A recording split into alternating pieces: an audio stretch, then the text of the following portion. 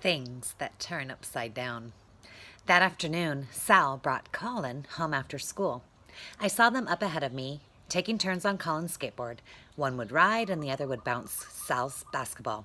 They were circling each other and laughing and racing around, and I wanted to be a part of it so much that my heart almost broke watching. I decided to stop off at Belle's. Belle picked up the economy jug of chewable vitamin C she kept behind the register and shook it at me. I nodded, and she tipped 4 of them into my hand. "What's up?" she asked.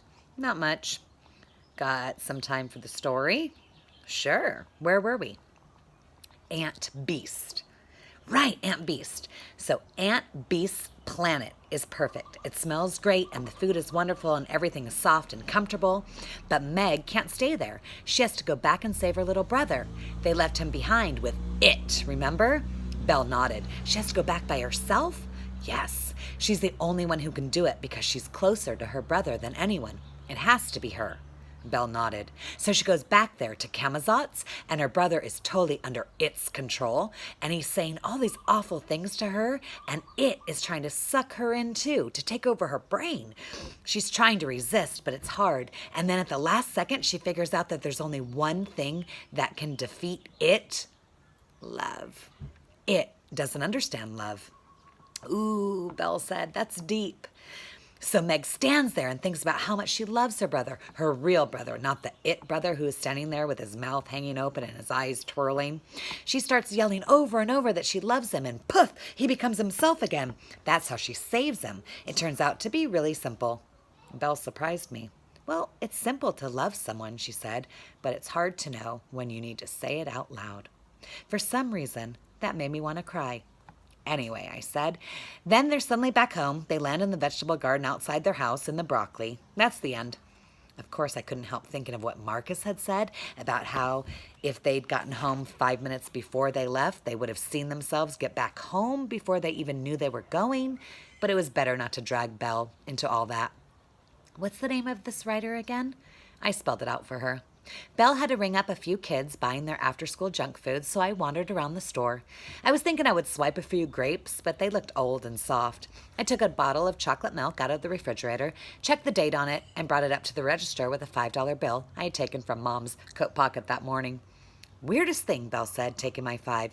"You see that guy out there?" She pointed through her front window and across the street to where the laughing man was pacing back and forth on my corner doing his kicks. "Yeah? Well, check this out."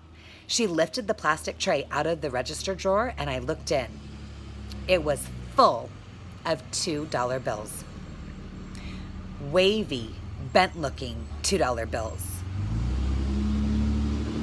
A couple of weeks ago, that guy out there suddenly starts coming in every day to get a butter on white and a banana, and he always pays with these $2 bills.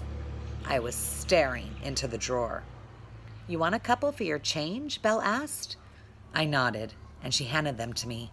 "Sorry," she said, smoothing them out. "They're crumpled. He gives them to me all folded up into triangles, if you can believe it. The first time, I didn't even think it was real money. I started telling the guy to get lost." My brain was doing that thing where it yells at me.